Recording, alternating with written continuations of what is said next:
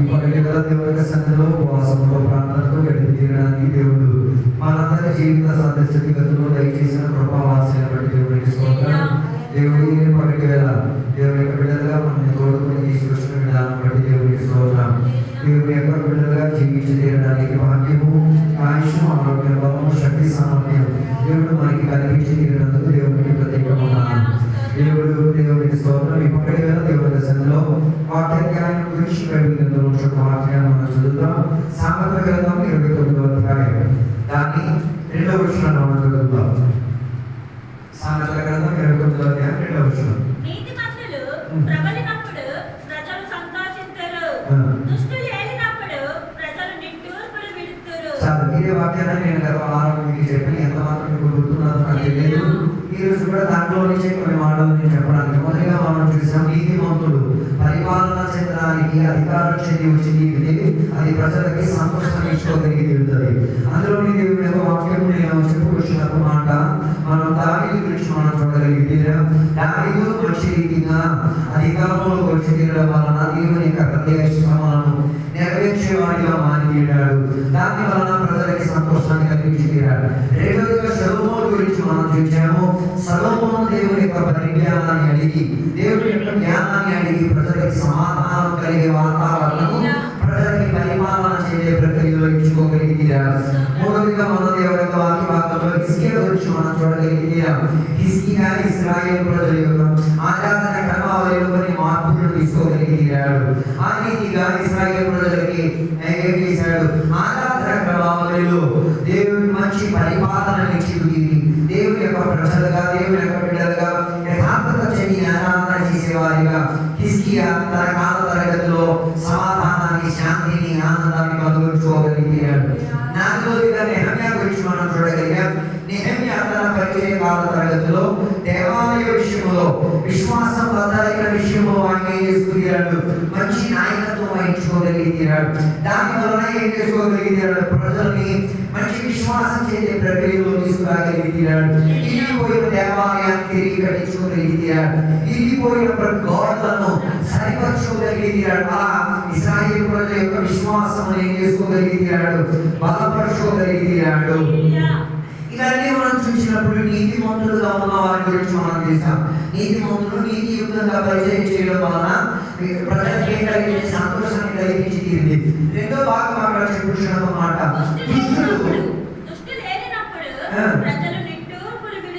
రెండోదిగా ఉన్న మాట నీవు నీతిమంతుడా కాదా అన్నది మొదలుగా నీకు అర్థమైంది.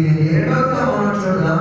దుష్టులైన వాళ్ళు అధికారంలో వచ్చి తీరినప్పుడు ఏం కలిగి తీరుతుంది? ప్రజలకి బాధ కలిగి తీరుతుంది. మనం చూసాం. నీతిమంతులు ప్రభుత్వం చేయడం వలన ప్రజలకి సంతోషం, సమాధానం, విశ్వాసంలో నిలబడతాం. ఇరిగిపోయిన ఆరాధన తిరిగి స్థాపింపబడితే అని జరిగింది. ఇక దుష్టత్వానికి చెందిన మనుషులు నాయకత్వంలో వచ్చి తీరితే ఏం కల్పించి తీరుతుందో దాని గురించి బయటకు వచ్చినట్టుగా మనం ఈ పట్టికలో మనం ధ్యానించి తీరుతాం. దుష్టుడు అని చెప్పిన పదానికి అర్థం దుష్టత్వాన్ని ప్రేమించిన వాడు, లేకపోతే దుష్టత్వాన్ని అధికంగా ఆస్వాదించిన వాడు. అలా దుష్టత్వాన్ని ఆశపడిన వాడు ఎప్పుడు కూడా తన సొంత స్వార్థాన్ని కోరుకు తీరుతాడు. తన కోసం ఏది కలిగేటట్టుగానే చూసి తీరుతాడు. అనేక కాలంలో దేవుడి బిడ్డలతో కూడా దుష్టత్వం అధికంగా పెరిగి తీరింది. వారు వారి సొంత ఇష్టాన్ని నెరవేర్చే వారిగా, వారి సొంత కార్యముల కొరకు ప్రయాసపడే వారిగా మారి తీరి దుష్టత్వాన్ని ఏం చేసి తీరుతున్నారు? అధికార వశంలోకి తీసుకొచ్చినట్టుగా మనకి కనబడి తీరుతున్నది. అందుకే దేవుడి యొక్క వాక్యంలో చెప్పబడిన ఒక మాట, అంత్యకాలంలో అనేకులు వారు ఏం చేసి స్వస్నేహితులై తీరుతారు. సొంతాన్ని స్నేహించేటట్టుగా, సొంత కుటుంబాన్ని పోషించేటట్టుగా, సొంత విషయాల కొరకు అధిక ప్రాధాన్యత ఇచ్చినట్టుగా మారేటట్టుగా ప్రజలు మారిపోయి తీరుతారు. అని దుష్టత్వానికి ఉన్న ఒక లక్షణముగా మనకి పక్కకి వెళ్ళదలుస్తుంది. కానీ అలాగే దుష్టత్వానికి కలిగి ఉన్న ఆ మనసు కలిగిన వాడు సొంత స్వార్థ వ్యక్తతో జీవించేటట్టుగా ఉంది. తర్వాత దేవుడి యొక్క వాక్యంలో దుష్టుల వలన జరిగే మాటలు మనం చూసి తీరాలి. మనం ప్రసంగి గ్రంథం 10వ అధ్యాయము దాన్ని 5, 6, 7 వచనాలు మనం చదివినప్పుడు దుష్టులైన వారు ఏ రీతిగా వారి జీవిత స్థితిగతులు చెప్తున్నది.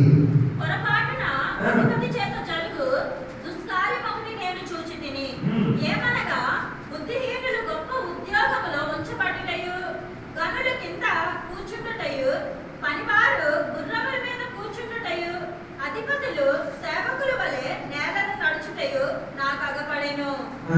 గొయ్యి తవ్వువాడు దానిలో పడును, కంచె కొట్టువానిని పాము కరచును, రాళ్ళు దొర్లించేవాడు వాని చేత గాయము నొందును. అక్కడ చదివిన వాక్య భాగంలో మీరు చూసారా, అక్కడ చెప్పుచున్న మాట, అధికారం చెందే మనుషులు అధికారానికి వచ్చినప్పుడు మనుషులకు ఏం కలిగి తీరదు, సుఖం కలిగే చర్య ఉండి తీరదు. దుష్టత్వం చెందిన వారు అధికారంలో వచ్చి తీరితే సామాన్య ప్రజలకు ఏం కలిగి తీరదు, మేలు కలిగించే ప్రక్రియ కనబడి తీరదు. అందుకే దాని 10వ అధ్యాయం 5 నుంచి 7 వరకు మనం చదివినప్పుడు మనం చూడగలిగిన మాట, అధికార వర్షంలో దుష్టులైన వారు ఉండేటప్పుడు కేవలం మనుషులకు ఏం కలిగి తీరేది, విపరీత వేదన కలిగేటటువంటి తీరుతుంది. అందుకే అధికార వర్షంలో నీతిమంతులు ఉంటే నీతియుక్తమైన కార్యాలు కనబడతాయి. దుష్టులైన వారు కానీ ఉండే ఒక ప్రక్రియ కూడా కలిగి తీరితే ప్రజలకు ఏం కల్పించి తీరుతుంది, సుఖం కల్పించి తీరదు అన్న మాట మనకు. అదే మాటను యెషయా గ్రంథం 10వ అధ్యాయం 17 వచనాలు చదివినప్పుడు ఇదే మాట అక్కడ కూడా రాయబడినది. నీతియుక్తం కాని దుష్టులు ప్రభుత్వ పరిచయ ప్రక్రియలోకి వచ్చి తీరితే ప్రజలకి న్యాయం దొరకదు, ప్రజలకి ఏ రీతి కలిగిన ఆనందం దొరకదు, ప్రజలకి ఏ రీతి కలిగిన మేలు దొరకదు. అధికంగా వారు విలపించి దుఃఖపడి వేదన పడి ఉన్న స్థాయిలో కింద పడిపోయే స్థాయిలోకి మారి తీరొచ్చు. దాని అర్థం దుష్టత్వం చెందిన వాళ్ళు ప్రభుత్వంలో వచ్చి తీరితే ప్రజలకు వచ్చేది నొప్పి, ప్రజలకు తెచ్చుకునేది బాధే, ప్రజలకు వచ్చేది శాపమే, ప్రజలకు వచ్చేది వెన్నుపోటే, ప్రజలకి కలిగేది అన్యాయమే, ప్రజల మీద కలిగేది అత్యాచారమే, ప్రజల మీద వచ్చేది దేవుని యొక్క తీర్పు వచ్చి తీరడానికి అవకాశం. అందుకే దేవుని యొక్క వాక్య భాగంలో దుష్టత్వం చెందేటట్టు ఉన్న కొందరి గురించి మనకి చెప్తున్నది. మొదటిగా మనం చూడగలిగితే నిర్గమకాండం 1వ అధ్యాయం 13, 14 వచనం మనం చదివినప్పుడు మొదటిగా ఫరో గురించి మనకి కనబడుతుంది. ఫరో దుష్టత్వానికి చెందినవాడు అని చెప్పి తీరడానికి కారణం, నిర్గమకాండం 1వ అధ్యాయం చదివేటప్పుడు మనం చూసి తీరేది ఇశ్రాయేలు ప్రజలకి ఏం చేసేవాడు, ఫరో అధికారం చెంది ఆయన ఏం చేశాడు, విపరీతంగా చిత్రహింసలు పెట్టాడు. చిత్రహింసలు పెట్టడం మాత్రం కాదు, వారి చేత ఎంత బలవంతంగా పని చేయించేవాడు.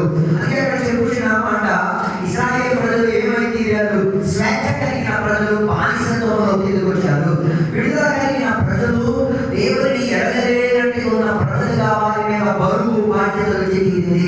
ఈ పగటి వేళ నీలో కూడా ఒక ఆలోచన ఉండి తీరాలి. నీవు దేవుడిని సేవించడం వలన, నీవు దేవుడిని ఆరాధన చేయడం వలన, నువ్వు దేవుడి చేత అభిషేకింపబడి తీరడం వలన దుష్టత్వం వ్యాపరించి తీరుతున్నదా నీ అధికార వర్షంలో, నీ పరిచయ వర్షంలో దుష్టత్వం వ్యాపరించి తీరుతున్నదా ఒకసారి పరిశోధించి తీరాలి. అందుకే ఈ కాలంలో చాలా మంది దేవుని యొక్క బిడ్డలు ఫరోగా మారి తీరారు.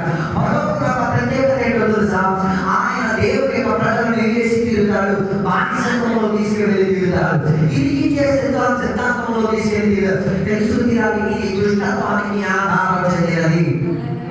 అందుకే ఇశ్రాయేలు ప్రజలు దేవుని యొక్క ప్రజలు, దేవుని ద్వారా పిలవబడిన వారు, దేవుని ద్వారా ప్రత్యేకత చెందిన వారు. కానీ వారిని ఒక దుష్టరాజైన ఫరో ఏం చేసుకోగలిగి తీరాడు, ఇరికించుకోగలిగి తీరాడు. అదే కాలంలో కూడా చాలా మంది దేవుని యొక్క బిడ్డలు కూడా దుష్టత్వం కలిగేటట్టుగా ఫరోగా మారి తీరారు. ఫరో తన ఆశ తెలుసా, తన కుటుంబం బాగుపడి తీరాలి, తన చుట్టూ బాగుండి తీరాలి, తన దేశం సక్రియంగా ఉండి తీరాలి, మిగతా ఏమైతే నాకేంటి అన్న ప్రక్రియ. ఈ పగటి ఇదే ఆశ నీలో ఉండి తీరితే నేను చెప్పక తప్పను, నువ్వు కూడా నేటి దేవుని యొక్క సంఘంలో ఫరోవే, ఫరోనే నీ ప్రయత్నం కూడా ఉండి తీరేది. అందుకే ఫరో గురించి బైబిల్ వచ్చిన మాట, తన హృదయం దేవుని పట్ల ఏమైతే గట్టిపెట్టుకోగలిగింది. అందుకే ఇతరుల మీద దాడి చేసేటప్పుడు కూడా అది అన్యాయం అని ఆయనకి అర్థం కాలేదు. ఇతరుల మీద ఆయన వేదన ప్రశ్నించినప్పుడు ఆయన చేసేది ఆ దేవుని వ్యతిరేకత ఉన్న పని అన్నది ఆయనకి ఏం కాలేదు, అర్థం కాలేకపోయింది. అందుకే పర్లేదు నీ మూలంగా నీ సంఘానికి, నీ దేశానికి, నీ కుటుంబానికి ఏ కలిగి తీరాలి, బానిసత్వం రాకూడదు. దేవుని యొక్క భయభక్తి రావాలి, దేవుని యొక్క ఆశ్రయభక్తి రావాలి. అది రాలేకపోతే తెలుసుకో, నీవే పదవి నీ హృదయం కాఠిన్యమై తీరిందని తెలుసు తీరాలి. నిర్గమకాండం 5వ అధ్యాయంలో మనం చదవగలిగినప్పుడు ఫరోకి ఎంత మాత్రం హృదయ కాఠిన్యం వచ్చి తీరింది, జాలి దయ అన్నదేమి ఆయనలో ఏం చేయలేదు, కనబడి తీరలేదు. అందువల్ల ప్రజలు ఏం చేసి తీరారు తెలుసా, దేవుని యొక్క సమక్షంలో ఏడవడానికి ప్రారంభించి తీరారు. దాని మీ పక్కన మనం ఏం చెప్పొచ్చేమాట, దుష్టుడైన రాజుడు అధికారంలో వచ్చి తీరితే ప్రజల కన్నీరు వచ్చి తీరుతుంది, ప్రజల మీద తీరుతుంది, ప్రతి ప్రజలకి వేదన కలిగించి తీరుతుంది. అలాగైతే నీ కొరకు ఆలోచించి ఆలోచించు. నీ మూలంగా నీ సంఘానికి కన్నీరు వస్తున్నదా? నీ మూలంగా నీ దేవునికి కన్నీరు వస్తున్నదా? నీ మూలంగా పరిశుద్ధాత్మ దేవునికి కన్నీరు వస్తున్నదా? నీ మూలంగా పరిశుద్ధాత్మకు బాధ్యత కలిగి తీరుతున్నదా? సంఘానికి బడుగు కలిగి తీరుతున్నదా? ఆలోచించు. ఒకవేళ కలుగుతున్నారంటే ఈ రోజే వారు మనసు పొందు. నువ్వే ఆ పరువు, నీ లోపల పరమపర్వం ఉంది. నువ్వు ఎప్పుడు చెప్పే ఒక మాట, ఒకటి కన్నీరు మనం ఏం చేయకూడదు, తెలుసుకోకూడదు. అది దీంట్లోనే జీవితాన్ని కొనసాగించలేదు. భార్య భర్త కన్నీరు తెప్పించుకోకూడదు, భర్త భార్య కన్నీరు తెప్పించుకోకూడదు, పిల్లలు అమ్మ నాన్నకి కన్నీరు తెప్పించుకోకూడదు, అమ్మ నాన్న పిల్లలకి కన్నీరు తెచ్చుకోకూడదు, సంఘ బిడ్డలు సేవకులకి కన్నీరు తెప్పించుకోకూడదు, సేవకుడు కన్నా సంఘ బిడ్డలకి ఏం చేయకూడదు, కన్నీరు తెప్పించుకోకూడదు. కన్నీరు ఏ విషయంలో రావాలి? ప్రార్థనలో కన్నీరు రావాలి తప్ప మనకి దాని వేదన ఏం చేయకూడదు, కన్నీరు రాకూడదు. ఒకవేళ నీ మూలంగా ఎవరైనా ఏడుస్తున్నాడంటే ఈ పని నీ వాక్యం నీతోనే మాట్లాడి నువ్వు పరవయ్యా, నువ్వు దేవునికి వ్యతిరేకంగా వారి కన్నీరు దేవుడు ఆలకించి తీరాడు. ఈ రోజు నువ్వు వారిని ఏడిపించి తీరుతున్నావే, రేపు నువ్వు ఏడిచి పరిస్థితి వస్తాడు. అందుకే పని ఆలోచన ఇచ్చి తీరండి. దేవుడు ఎప్పుడు కూడా ఏది దేవుడు వ్యతిరేకంగా చేస్తారు, వడ్డీకి వడ్డీనే తీర్చే దేవుడు. పర్వతం ఎక్కడ ఇశ్రాయేలు ప్రజల్ని విపరీతంగా ఏడిపించాడు. ఆ ఏడుపు అంటే ఏంటో అసలు దేవుడు ఎవరికి బయలుపరిచి తీరాడు, పర్వతం బయలుపరిచి తీరాడు.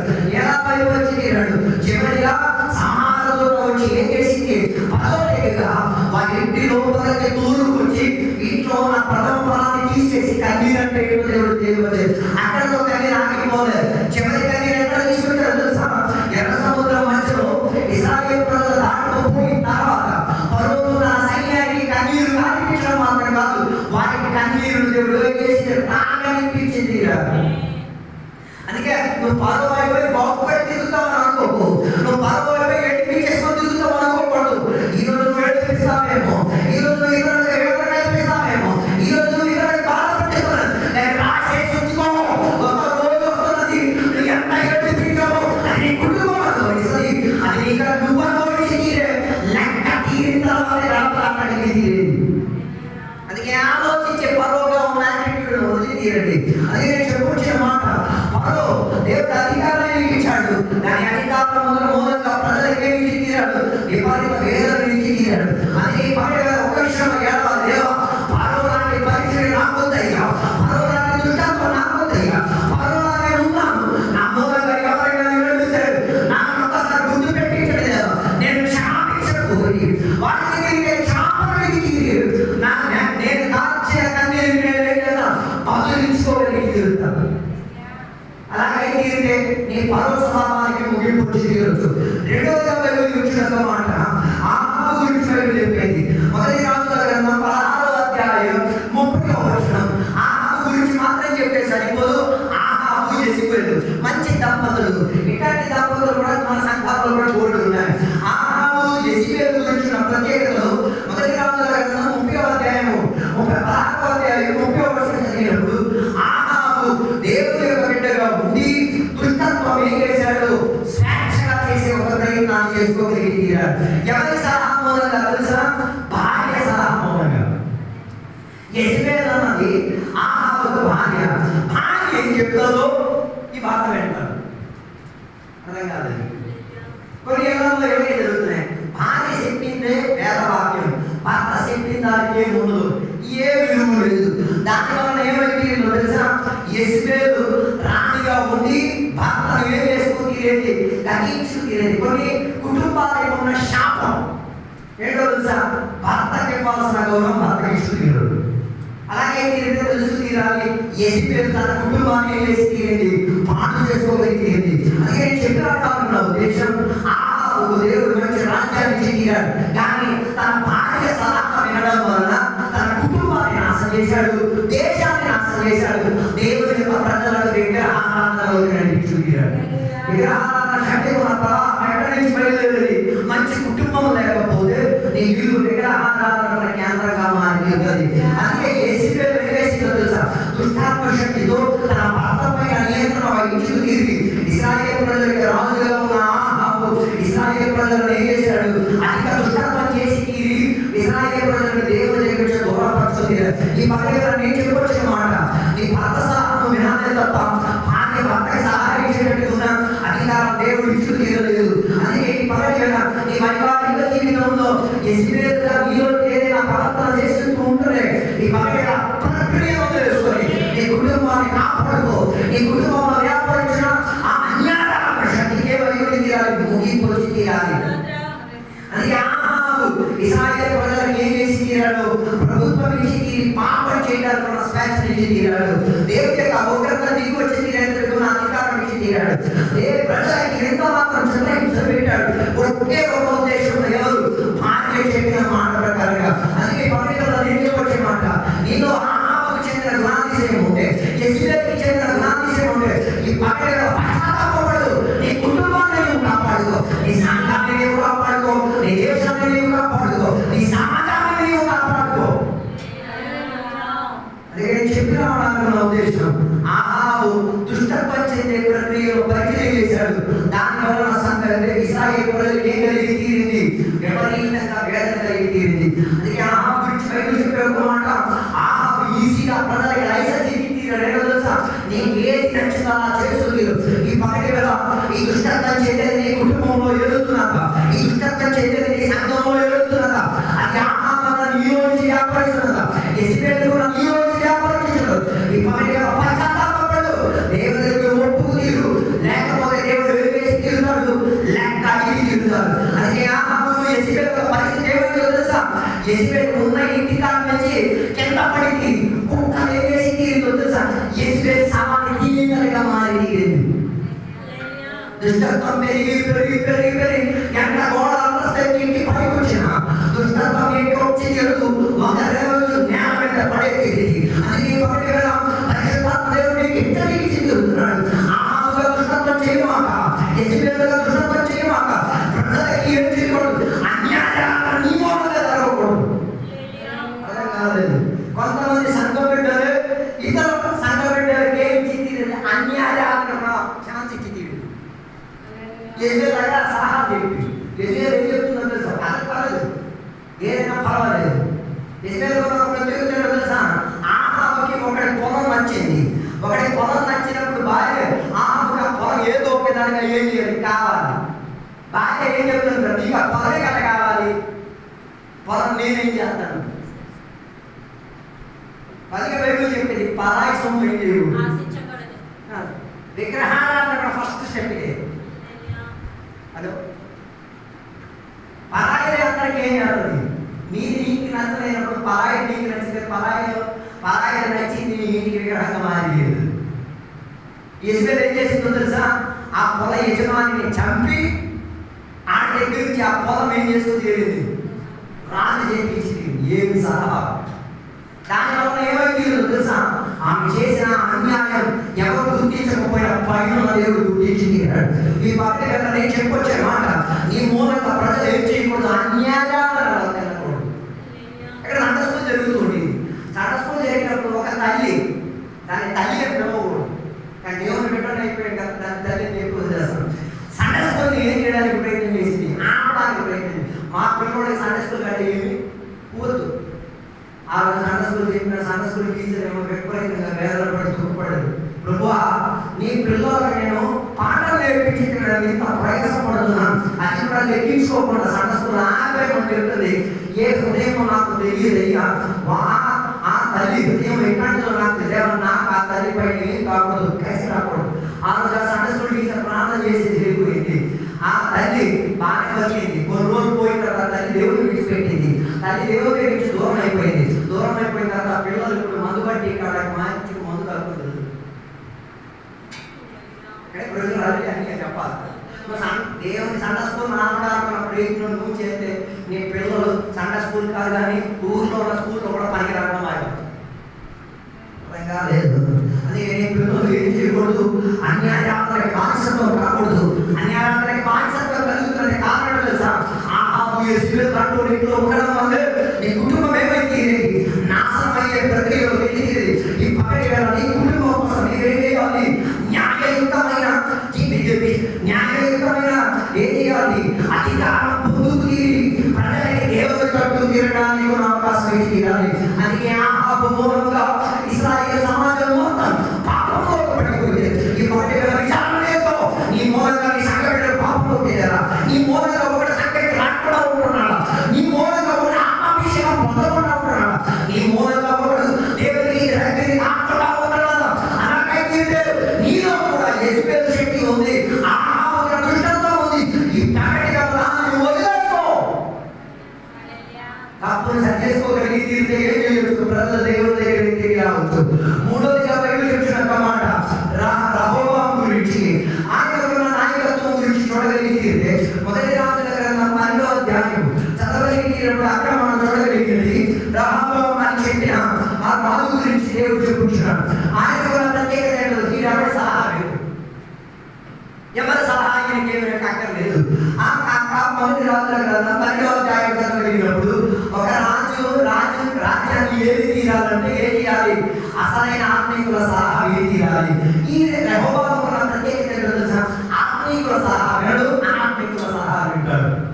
అందుకే ఈ కాలంలో కూడా చాలా మందికి ఆత్మీకులు చెప్పిన సలహా నచ్చదు. ఆత్మీకులు చెప్పిన సలహా నీకు నచ్చకపోతే అనాత్మీకులు చెప్పిన సలహా నీ ఇంట్లో ప్రభుత్వం చేస్తుంది. ఆత్మీకులు చెప్పిన మాట నీకు వెళ్ళిపోవడం మాది అర్థం కాదు. ఆత్మీకులు చెప్తే ఎవరు అభిషేక్తులని శాఖలు చెప్పిన మాట వినలేదు అనుకో, నువ్వు ఏం మాట వినలేదు, అదే నీ ఇంటికి కీడుగా మారి కొడుతూనే ఉంటుంది. అదే ఇక్కడ రహోబాము యొక్క పరిచర్యలో జరిగింది. రహోబాము యొక్క 4 సార్లు మంచోడు, మంచిగా ప్రజలకు ప్రభుత్వం చేశాడు, అధికారం చేశాడు, మంచిగా నడిపింది. కానీ రహోబాము మాత్రం ఏం చేశాడు, తన ప్రజల ఎంత కీడుగా ప్రయత్నం చేయడానికి ప్రయత్నం చేశాడు.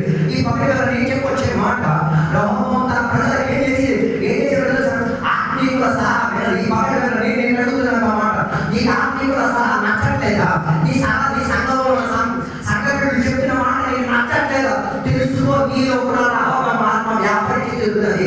అంటే చాలా మందికి ఏమి ఇష్టం లేదు, వారి పిల్లలు ఇద్దరు ఆత్మీకుల సలహా కింద ఉండి తీరడానికి వాళ్ళకి ఇష్టం లేదు. చాలా మంది పిల్లలకి ఏమి ఇష్టం లేదు, నా కొడుకు నేను తినడానికి నువ్వెవరు. నేను నా చిన్నప్పుడు నా కాల తరగతిలో సంఘ బిడ్డలకి అవకాశం ఉండేది, పాస్ట్ గారి పిల్లలకి కొట్టడానికి, పాస్ట్ గారి పిల్లలకి ఎవరు కొట్టడానికి అవకాశం ఉండేది. ఈ కాలంలో పాస్ట్ గారి సంఘ బిడ్డల పిల్లలు ముట్టలేదు. అందుకే పాస్ట్ కూడా ఈ మూర్ఖుడిని ముట్టకు కూడా పంపించింది. తెలుసు ముడితే నేను మూర్ఖుడు అవుతాను. హలో, నీ పిల్లలను సంఘ బిడ్డలు కొట్టలేకపోతే దానికన్నా దౌర్భాగ్యం పెట్టుకోవడం అనుకోవట్లేదు. అర్థం కాలేదు. బైబిల్ వచ్చిన మాట, అమ్మా నాన్న పిల్లలను సరైన క్రమంలో నడిపించి తీరాలని ఏం వాడి తీరాలి, పెద్దం వాడి తీరాలి. నువ్వు వాడలేదా, వాడాల్సిన పోలీసుని గవర్నమెంట్ రెడీ చేసుకుని వచ్చింది. ఆడి నీ పిల్లవాడు కొట్టి తీపిస్తాడు. హలో, అందుకే నేను చెప్పొచ్చే మాట, మన సంఘంలో దేవుడు పెద్దరికం వహించే ఆత్మ గురించి నీ పిల్లలను సరైన గౌరవం తెచ్చుకోలేకపోతే అర్థం చేసుకో, రహోబాముకి కలిగిన అదే శక్తి, ఆ దుష్టత్వమే నీలో వ్యాపారం ఉన్నది. నీ సంఘ బిడ్డలు, నీ తోటి సంఘ బిడ్డలు, నీ పిల్లలు కొడితే నీ యాటిట్యూడ్ ఎలా ఉంటుంది. హలో, అన్ని భాష ప్రేక్షకులు ఇలాంటి విషయాలు గాయపోతాయి. అందుకే ఈ కాలంలో నాకు చాలా సందేహం ఉంది. చాలా మంది అన్ని భాషలు ఈ కృపావరాల మీద నాకు చాలా సందేహం అవుతుంది. కారణం తెలుసా, లోన అలాగే బయట ఒక నో ఉంటే ఒకేలా ఉండు, లోన బయట అయిపోతా ఉండడం కాదు. లోన బయట ఉన్న ఆ స్వభావంలో ఉంటే ఎలా ఉన్నాం ఆ దేవుని సన్నిధిలో ఉండగలిగితే దేవుని అంగీకరణగా మారుతుంది. అందుకే నేను చెప్పొచ్చిన మాట, రహోబాము మంచి నాయకత్వం కింద పెరిగాడు. తనకి నాయకత్వం చెంది తీరడానికి అవకాశం దొరికినప్పుడు పెద్దల మాట ఆయన ఏం చేసి తీరలేదు, అనుకూలంగా నచ్చి తీరలేదు, వరువుగా బాధ్యతగా మారి తీరింది. అందుకే నేను చెప్పొచ్చే మాట, ఐగర్ గొప్ప తెచ్చేస్తున్నాం, ఆయన మాట నీకు ఎలా చెప్పండి. 90,000 మంది దేవుడు ఐగర్ తుత్తినే పిలిచారు. ఆయన గద్దెంపు, ఆయన సలహా, ఆయన చెప్పిన తిట్లు, ఆయన వేదనపరిచిన వేదనలకు ఏం కావడానికి ఇష్టం లేదు, ఉతకడానికి ఇష్టం లేదు. అలాగే అర్థం చేసుకో, ఎక్కడ నువ్వు ఉతకలేదా ఇంకొక కాడ వదిలించేసి ఉతకలేదని నేను గుర్తు పెట్టించేటట్టుగా ఉన్న మంచి న్యాయ అధ్యక్షుడైన దేవుడు అది నేను చెప్పొచ్చే మాట. సేవకుడు సేవకుడు సేవకుడు సేవకుడు అని పిలవడం కాదు, ఆయన చెప్పిన మాటకు నువ్వే చేయాలి. ప్రార్థన చేసేవాడు మనం చేయాలి. రోగం ఏం చేసేవాడు తెలుసా? పెద్దల మాటలు ధిక్కరించి తీరి ఏ ఆత్మీయ అలవాట్లు లేని, ఏ ఆత్మీయ ప్రక్రియ లేని వారి సలహాను ఇశ్రాయేలు ప్రజలు ఏం చేసి తీరాడు? తీవ్ర యుద్ధం చేసే బాధ కనిపిస్తుంది. దాని వల్ల ఏమైంది తెలుసా? ఇశ్రాయేలు ప్రజలను విమర్శ వచ్చింది. హలో, ఇశ్రాయేలు ప్రజలను విమర్శన తెచ్చి తీరడానికి ఎవరిని వాడుకు తీరారు? దేవుడు రాహోబోముని వాడుకు తీరారు. హలో, నేను చెప్పొచ్చే మాట, ఎందుకు సంఘాల విమర్శన వచ్చేది? డివిజన్ ఎందుకు సంఘాలు వచ్చేది? కుటుంబంలో విమర్శన ఎందుకు వచ్చేది? అందుకే కదా ఏదైనా విషయం ఒక సంఘంలో చెప్తే 2 పార్టీలు బయలుదేరుతారు. ఒకటి అవ్వకపోతే దాని అర్థం అక్కడ ఆత్మహత్య లేదు. అర్థం కాలేదు. వంట తగ్గదు. వచ్చే వారం భోజనాలు కట్టడం. ఒకడు అంటాడు బిర్యానీ, ఇంకొకడు అంటాడు అన్నం. బిర్యానీ అన్నం ఒక మాటలోకి రావు. రాలేకపోతే దాని అర్థం ఏంటిది? ఆత్మశక్తి పనిచేయట్లేదు. దురాత్మ శక్తి. వీడి చాయిస్ కావాలి, ఆడి దాడి చాయిస్ కావాలి. హలో, అందుకే కదా సంఘం లోపల విభజన వచ్చి తీరింది. మొదటి కాల సంఘం లోపల ఒక నిర్ణయం తీసుకున్నారు. ఏంటిది? అందరూ ఆస్తులు అమ్మేసి ఏం చేస్తాం? సేవలు చేతి దగ్గరికి వచ్చి సంఘ బిడ్డలకు కావాల్సిన సౌకర్యం లేదు ఇచ్చి తీరేందుకు ఒక నిబంధన. ఆత్మశక్తి పనిచేసింది కాబట్టి డివిజన్ రాలేదు. ఆత్మశక్తి పనిచేసింది కాబట్టి ఏం రాలేదు? ఇరు నిర్ణయం రాలే. ఆత్మశక్తి పనిచేసేది కాబట్టి ఇరు నిర్ణయం వచ్చింది. ఎక్కడ? అపోస్తలుల అననీయ సభ్యులు అని చెప్పిన వారు పొలం అమ్మారు. ఎవరు చెప్పారు అమ్మని? ఎవరు చెప్పలేదు. ఆత్మదేశంగా అమ్మారు. ఏం అమ్మారు? అక్కడ అమ్మాయి, నేను అమ్మాను. అమ్మేమో బాగానే ఉంది. అమ్మిన తర్వాత ఏంటంటే కొంత ఇంటికాడ దాచారు. ఎవరి సొమ్ము? నీ సొమ్ము. ఇంటికాడ దాచిపెట్టిన తర్వాత కొంత తీసుకొచ్చి ఏం చెప్పారు తెలుసా? భాస్కర్ మళ్ళీ అడిగారు, ఇంతేనా తమ్ముడు? లేదా ఇక్కడ కాస్త నేను ఇంటికాడ ఉంచానని చెప్పచ్చుగా. భిన్నత తెప్పించడానికి ప్రయత్నం చేశాడు. టక్కని చెప్పాడు. అర్థం చేసుకోండి. సంఘంలో భిన్నత తెచ్చి ఆత్మ నీలో నుంచి వ్యాపారికి తీరితే రేపో మోపో నీ గొయ్య నీ బాక్స్ రెడీ చేసుకో. అర్థం కాలేదు అనుకుంటా. నీకు దేవుడు అవకాశం ఇచ్చి తీరు వచ్చాము. కానీ సునిశ్చితం ఈ రెండింటి మధ్య నీ జీవితం నలిగిపోతుంది. ఇశ్రాయేలు ప్రజలు వివరణ రావడానికి ఎవరు కారణం తీరాడు? రాబోయే కారణమై తీరాడు. అది నేను చెప్పొచ్చే మాట, నీ మూలంగా దాంపత్య జీవితం ఏం కాకూడదు? విభజనలోకి రాకూడదు. నీ మూలంగా సంఘ విభజనలోకి రాకూడదు. నీ మూలంగా కుటుంబ విభజనలోకి రాకూడదు. నీ మూలంగా నీ సంఘ విభజనలోకి రాకూడదు. నీ మూలంగా ఏం చేయకూడదు? నీ దేశ విభజనలోకి రాకూడదు. ఈ పగటిల వాటి గురించి నీవు ఏం చేయాలి? ఆసక్తి చెందే దేవుని బిడ్డగా ఈ పగటిల పట్టపడి తీరాలి. దేవుడు నా మూలంగా ఎవరికి ఏం కాకూడదు? విభజన రాకూడదు. 2 పక్షాలు ఎక్కడ రాకూడదు? దేవుని సన్నిధిలో రాకూడదు. ఒక పక్షం. అందుకే కదా ఇశ్రాయేలు ప్రజలకు దేవుని యొక్క దాసు మోషే చెప్పినప్పుడు మాట, దేవుని పక్షాన ఉన్న వాళ్ళందరూ ఒక పక్కకి రండి చెప్పినప్పుడు దేవుని పక్షంలో ఉన్న వాళ్ళందరూ ఒక పక్కకు వచ్చారు. దేవుని పక్షం కాని వాళ్ళందరూ ఇంకో పక్కన నిలబడిపోయారు. దేవుని పక్షంలో ఉన్న వాళ్ళు ఏం చేశారు? కత్తి తీసి దేవుని పక్షం లేని వాడిని నరికేసి వెళ్ళిపోయాడు. అమ్మ లేదు, నాన్న లేదు, తమ్ముడు లేదు, ఎవరు లేదు. ఎవరిని చూసుకోవడం ఏం చేశారు? నలుగురు కారణపెట్టి విభజనాత్మ వారు వ్యాపారం ఈ పర్యటన నేను కలుగుతున్నమాట. నీ సేవకుడు, నీ సంఘ బిడ్డలు, నీ తోటి విశ్వాసి నీతో చెప్పిన సలహా నీలో విభజన చెప్పేస్తున్నారంటే ఆ రామం నీవే, ఆ దుష్టుడు నువ్వే. నీలో ఆ దుష్టత్వం వ్యాపరిస్తున్నది. దానివల్ల ఏమైతే తీరుతుంది? చీలిపోయే పరిస్థితి వచ్చి తీరుతుంది. అందుకే పర్యటన విచారణ చేయండి. కొందరు ఇళ్ళలో ఉన్నారు విభజనాత్మ వారు. హలో, పెళ్లి చేసుకున్న తర్వాత విడిపోవడానికి ఎవరైనా పెళ్లి చెప్పిందా? బైబిల్ ఆదాము పెళ్లి చేసుకోక మునిపే, మనుషులు పుట్టక మునిపే దేవుడు ఎవరి గురించి చెప్పారు? అమ్మా నాన్న గురించి చెప్పారు. దాని అర్థం దేవుడు కుటుంబాన్ని ఎంత విలువ చేసుకున్నవాడు అన్నది మనకు అర్థమైంది. ఆదాము దేవుడు సృష్టించక మునిపే దేవుడు దేవుడి గురించి చెప్పారు. తల్లిదండ్రుల గురించి చెప్పారు. తల్లిదండ్రుల గురించి చెప్పి ఏం చెప్పారు తెలుసా? నీ తల్లిదండ్రులు ఏం చేసి తీరాలి? ఆ పిల్లల వివాహ జీవితంలో ఎక్కిన తర్వాత వారి దగ్గర నుంచి వేరుగా ఉండి తీరాలి. వేరుగా ఉండి తీరాలి దాని అర్థం ఏంటి? విభజన కాకుండా వేరుకుండాలి. విభజన రాకుండా ఏం చేయాలి? వేరుగా ఉండాలి. విభజన రాకుండా అంటే ఆ కుటుంబం విరగకూడదు, ఈ కుటుంబం కలవకూడదు. ఆ రీతి కలిగిన విభజన. అది ఎరగకూడదు, ఇది కలవకూడదు. అంటే దానికి ఏం చేయాలి? ఇద్దరు ఒకే చోట ఎదగాలి, ఉండడానికి ఒక వాతావరణం. అందుకే ఈ కాలంలో చాలా మందికి ఏమి ఇష్టం? విభజన చాలా ఇష్టం.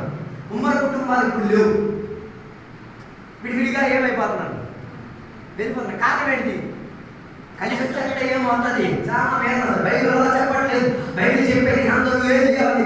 కలిసి మెలిసి ముందుకు తీరాలి. అందుకే నేను చెప్పి దానికి ఏం కావాలి? మనకి ఆత్మీయుల సలహా కావాలి, ఆత్మీయుల ఉపదేశం కావాలి. ఆత్మీయుల ఉపదేశం మనకి ఏం చేసి తీరుతుంది? వైద్యంగా మనలో పనిచేసి తీరుతుంది. ఆత్మీయుల కాని ఉపదేశం మనకి ఏమైంది? విభజనాత్మని తీసుకొచ్చే ఉపదేశం. అందుకే పగటిలో తెలుస్తుందిలో నీ కుటుంబం విభజనలో ఉందా?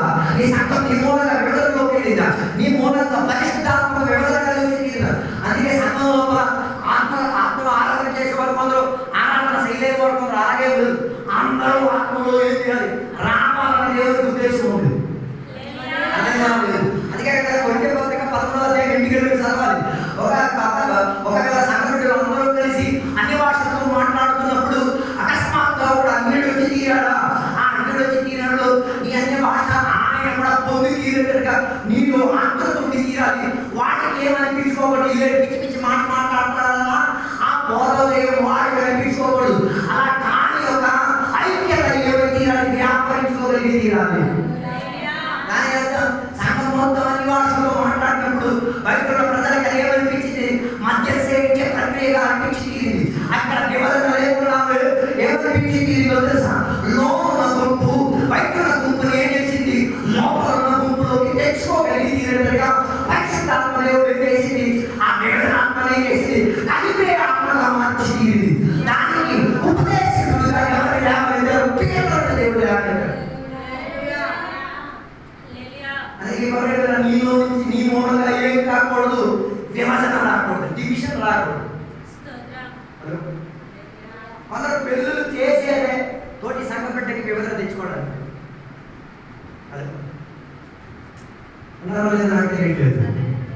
కొందరు జీవితంలో చేసే కొన్ని పరిచర్యలు పనులు ఏం తెచ్చుకోవడానికి?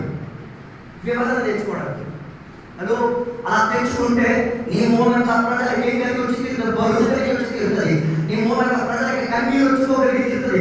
నీ మూలంగా ప్రజలు దేవుడి దగ్గర చేయబడిపోతారు, దూరం అయిపోయే ప్రక్రియలోకి మారిపోగలుగుతారు. అది ఈ పగటిలో నేను చెప్పే మాట. రహోబోము మూలంగా ప్రజలతో ఏమొచ్చింది? రెండు వర్గాలు చేసింది. ఈ పగటిలో నేను ఇక్కడ చూస్తున్నమాట. నీ మూలంగా కుటుంబం ఏదైనా రెండు వర్గాలు అయ్యా. ఒకసారి విచారణ చేస్తుంది రాదు. ఇసాకు తన భార్య అయిన వారి ఇంట్లో వివరణ ఉండిరా? మీరు నన్ను చూస్తున్నారండి, మీ ప్రయత్నం అడుగుతున్నాను. ఉండిరా ఉండే కాదా? మీ బయట చదవలేదు. ఏటి కారణం? నాన్న పెద్ద కొడుకుని ప్రేమిస్తాడు, అమ్మ చిన్న కొడుకుని. హలో, నాన్న గుడ్డోడు అని చెప్తావు. తల్లికనే కన్ను ఉంది కదా. నాన్న పెద్ద కొడుకుని ప్రేమించిన నాన్న చెప్పాలి ఏమని. పెద్ద కొడుకు చిన్నోడు నువ్వేం చేయాలి? ఆ గుడి వెంట దౌర్భాగ్యపడమంటాడు. నాన్న పెద్ద కొడుకుకి ఏం చేశాడు? అక్క ప్రేమించి అమ్మ చిన్న కొడుకుని నువ్వు ఆయన పట్టుకుంటావా, నేను పట్టుకుంటాను. అందుకే అమ్మ ఏం చేసింది తెలుసా? చిన్న కొడుకు ఓటగట్టి నేర్పించింది, పెద్ద కొడుకు ఏమి నేర్పించాడు. ఇక్కడ డివిజన్ వచ్చింది. నీ కూతురు చేత అంట్లో తోయించుకొని కొడుకు చేత చేత కాకపోతే నీకన్నా నా తోయించాక పెంపకం ఇంకోట్లేదు. మీరు ఆరాధన చేయకపోయినా పర్లేదు, నేను చెప్పకపోయినా పర్లేదు. నీ కూతురు అంట్లో తోగలిగి నీ కొడుకు చేయలేకపోతే నీ పెంపకం డివిజన్ తెచ్చే పెంపకం. మరి మాట్లాడకూడదు. ఏం మాట్లాడకూడదు? నీ కూతురు పెళ్లి చేసుకుని పంపించిన తర్వాత అది అక్కడ అంటూ తొందర మీ అల్లుడు పని చేయకపోతే గడిచేట అల్లుడు చెప్పకూడదు. కొడుకుని బాగా పెంచుకో, అల్లుడి గురించి మాట్లాడదు.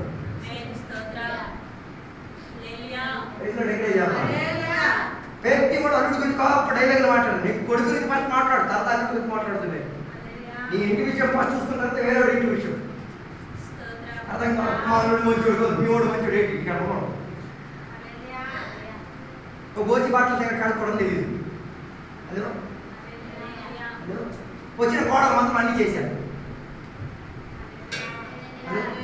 మన కోడలు ఏం చేస్తుంది?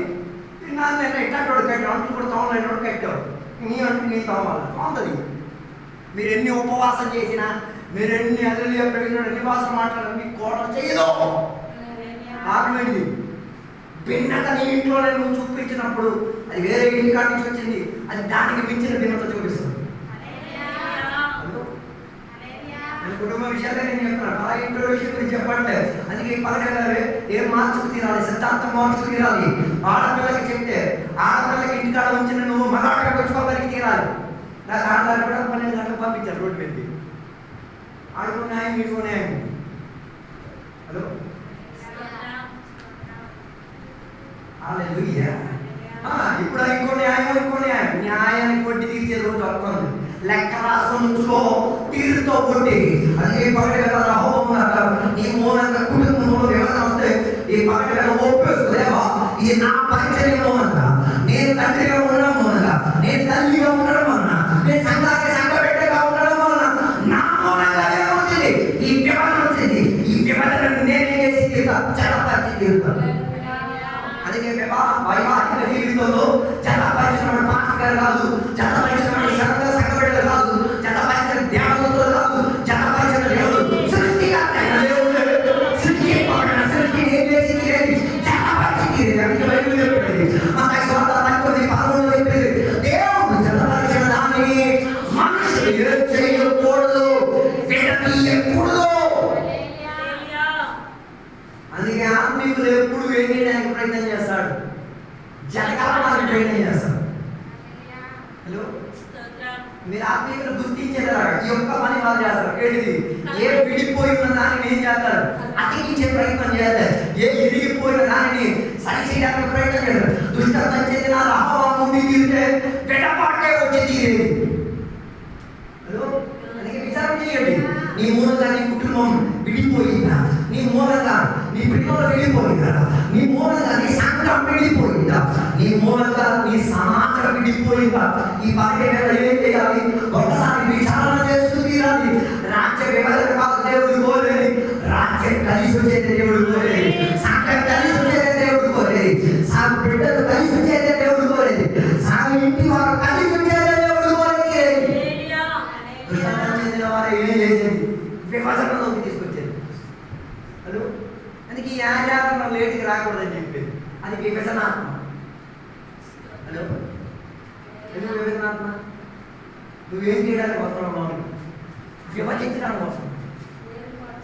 హలో దేవుని వాక్యం చెప్పుచున్న మాట, సమయమందు అసమయమందు ఏమేమిటి తీరాలి, ఎప్పుడు సిద్ధపాటు కలిగి ఉండి తీరాలి. సమయమందు అసమయం, దాని అర్థం అసమయం వస్తుంది, సమయం వస్తుంది, ఎప్పుడు ఏమై ఉండి తీరాలి.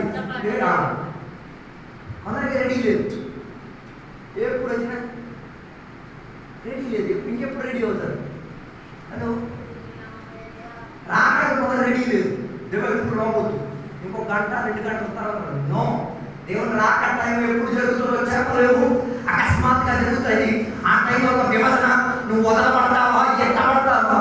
ఈ పగడిలో ఒకసారి విచారణ చేస్తుంది, వెంటబడిన వారు ఎవరు, విభజన లేకుండా దేవుడి కొరకు ఎదురు చూస్తున్నారు. అది ఈ పగడిలో చెప్పొచ్చే మాట, విభజనను ఏర్పరిచి ఈ పగడి రాయిత్యంలోకి రా. నీ కుటుంబం నీ మూలంగా విభజనలోకి వెళ్ళిన ఈ పగడిగా నువ్వు పశ్చాత్తాపడడానికి రావచ్చు. నీ సంఘం నీ మూలంగా విడిపోయిందా, దానిని నీవేం చేయవు. లేటుగా రాత్రి విభజన వస్తుంది అన్నాను, ఏం చేయాలి, విభజన రాకుండా ముందురా అర్థం కాలేదు, ముందురా విభజన రాదు. ముందు వచ్చేస్తే మరేమవుతుంది, విభజన నీ మూలంగా అందరూ కలిసి వస్తారు. హలో నేనేం చెప్పుకొచ్చే మాట, రాహబోము యొక్క పరిచర్య ఏమి చెప్పింది, దుష్టత్వం వ్యాపారం చెప్పింది, రాజ్యం విభజనలో పెరిగింది. 4వ మాట 2వ రాజుల గ్రంథం 21వ అధ్యాయం 9వ వచనం తీరినప్పుడు మనం చూసే ఒక మాట, మనాషే అని చెప్పిన రాజు, ఆయన గురించి బైబిల్ చెప్పే ఒక మాట, ఆయన 12 వయసు అయినప్పుడే ఏమయ్యాడు, రాజు అయిపోయి తీరాడు. 12 వయసులో రాజు అయిపోయి తీరిన వాళ్ళ అమ్మ పేరు హెప్సిబా, మంచి పేరే, నాన్న మంచోడే, మంచి పెంపకం పెంచుకొని వచ్చారు. కానీ జరిగిందంటో తెలుసా, కొడుకు ఎదుగుతూ వచ్చుతూ ఇశ్రాయేలు ప్రజలను ఏం చేయడానికి ప్రారంభించాడు, పాపం చేయడానికి మన లైసెన్స్ ఇచ్చే ప్రయత్నం చేశారు. తర్వాత ఆయన చేసిన ప్రజలు తెలుసా, సొంత పిల్లలను ఏం చేసేటట్టుగా బలి అర్పించు తీరేంతటిగా బలి వేదిక మీద పిల్లలు పొడగవేయడు. నాన్న ఏం చేసి పెట్టాడు తెలుసా? నాన్న ఎట్టాడు అని ఎరగొట్టేవాడు. కొడుకు ఏం చేసేది తెలుసా? నాన్న ఎరగొట్టిన దానిని కొడుకు తిరిగి స్థాపించడానికి ప్రయత్నం చేశాడు. అర్థం కాలేదు. ఇప్పుడు అర్థమవుతుంది. నేను విడదీసి చెప్తే అర్థమవుతుంది. నాన్న ఎరగొట్టిన సామాన్ని కొడుకు ఏం చేశాడు? తిరిగి అతికించేసి స్థాపన చేసి అమ్మ నాన్న దేవుడికి నమ్ముకున్నది, కొడుకు అమ్ముకున్నాడు. అలా కాలేదు. అమ్మ నాన్న దేవుడికి నమ్ముకున్నది, కొడుకు అమ్ముకున్నాడు. ఏది అమ్ముకున్నాడు? అని అలాంటి అమ్ముకున్నాడు. హలో, కొడుకు నమ్ముకున్నది, అమ్మ నాన్న అమ్ముకున్నాడు.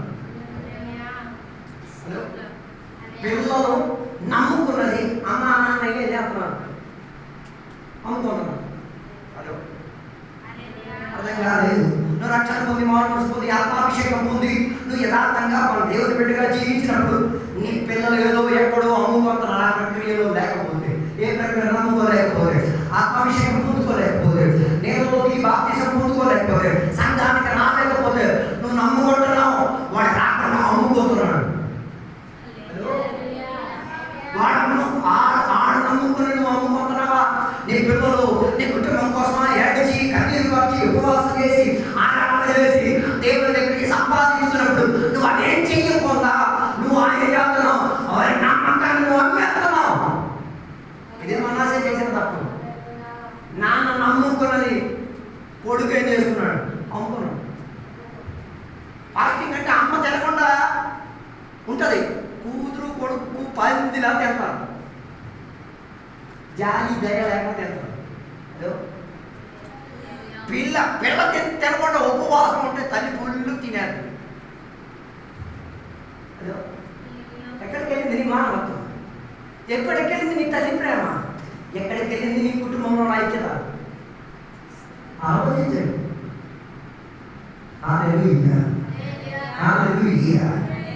అనిపించట్లేదే?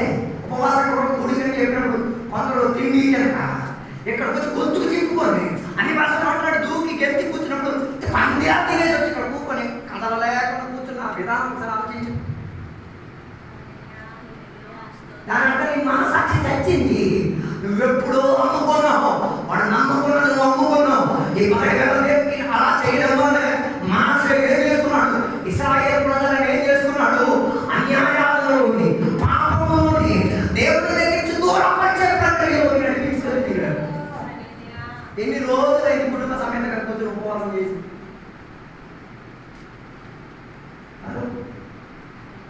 నీ కుటుంబంలో నీ పిల్లలు అందరూ కలిసి ఉపవాసం చేసి ఎన్ని రోజులైంది?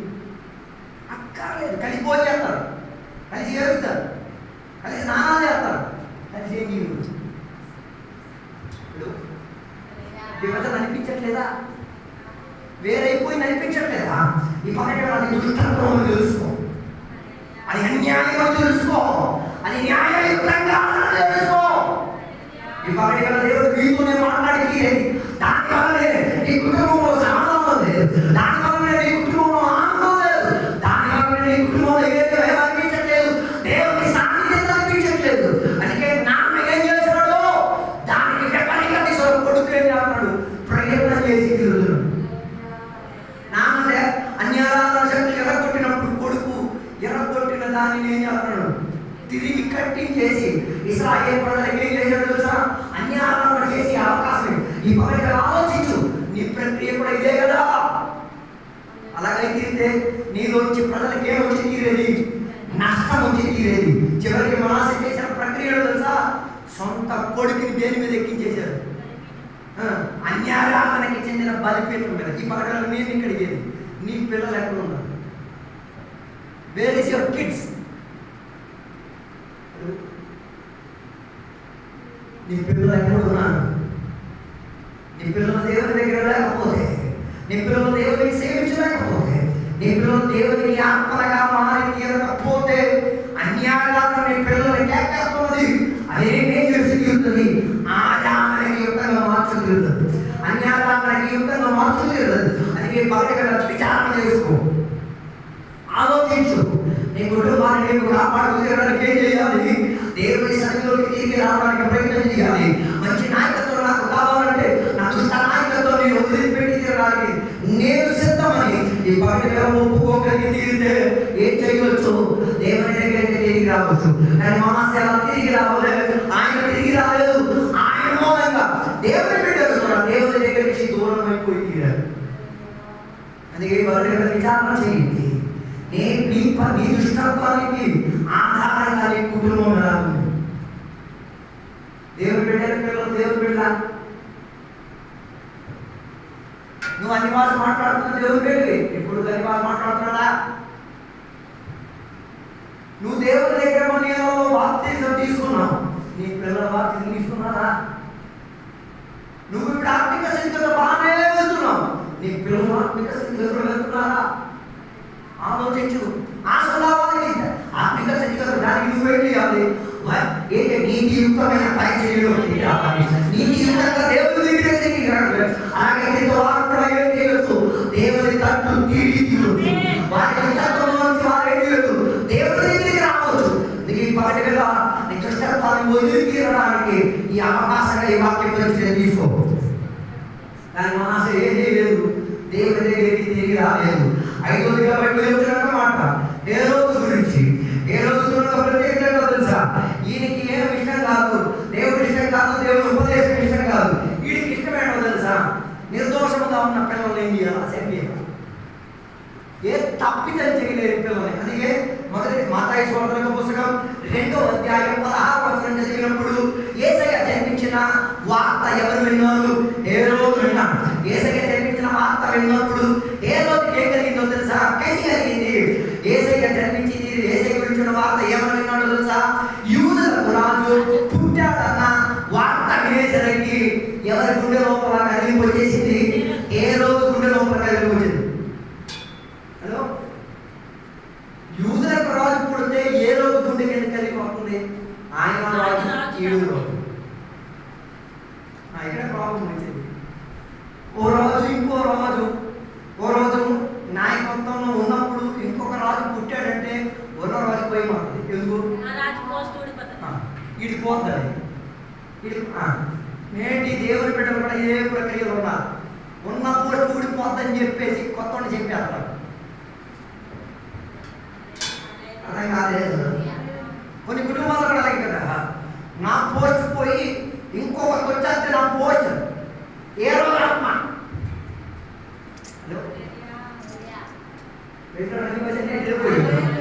నాకు ఒక నిమిషం ఆత్మ ఉంది.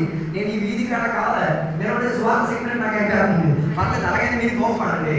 నేను చెప్పొచ్చే మాట దేవుని బిడ్డలు అడిగే మాట. ఒకడు రాజుగా ఉన్నప్పుడు ఇంకొక రాజు పుట్టిన నీ యాటిట్యూడ్ ఎలా ఉంది? హలో, ఇది ఇంకా క్లియర్గా అర్థం చేసుకోవాలంటే ఆదాము దేవుడు సృష్టించక మునుపే దేవుడు ఎవరిని సృష్టించారు? దేవదూతల బృందాన్ని దేవుడు సృష్టించారు.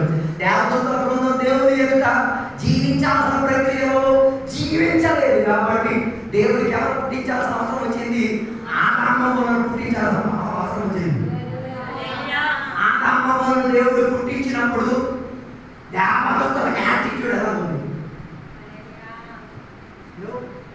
దేవదూతలు చెప్తే అర్థం కాదు. సాతాను యాటిట్యూడ్ దేవదూత కదా. సాతాను దేవుడు ఆదామును సృష్టించినప్పుడు సాతాను యాటిట్యూడ్ ఎలా ఉంది? సాతాను ఎందుకు ఆదామును పడగొట్టడానికి ప్రయత్నం చేశాడు? నాకు దొరకని అధికారం ఎవరికి నేను ఇప్పించను. ఆదాము అధికారం వచ్చేది ఏం చేశాడు? తోట నుంచి బయటికి వదిలేశాడు. దుష్టత్వం అంటే ఈ వ్యాపారం వ్యాపరిస్తుంది. అదో అప్పటి వరకు దేవునికి ఆరాధన చేసి అప్పటి వరకు దేవునికి మహిమపరిచే బాధ్యత ఎవరిది? దేవదూతలుగా ఉన్న లూసిఫర్ తన దేవతల ముందు అందరికీ అవకాశం ఉంది. కానీ వాడు ఆ పని సక్రియంగా చేయలేనప్పుడు దేవుడు ఇంకొక సబ్స్టిట్యూట్ ని తెచ్చేసరికి వీడికి ఏం కలిగింది?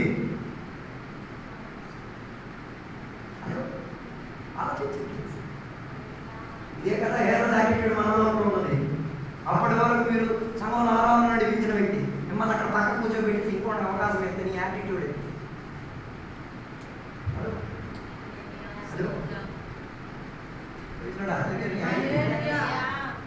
యాటిట్యూడ్. పెద్ద కొడుకుగా ఉన్న నీవు చిన్న కొడుకుకి అవకాశం ఇస్తే పెద్ద కొడుకున్న అవకాశం దొరికా పక్కకు పెట్టేసి పెద్ద కొడుకు చెప్తే నీ యాటిట్యూడ్ ఎలా ఉంటుంది? హలో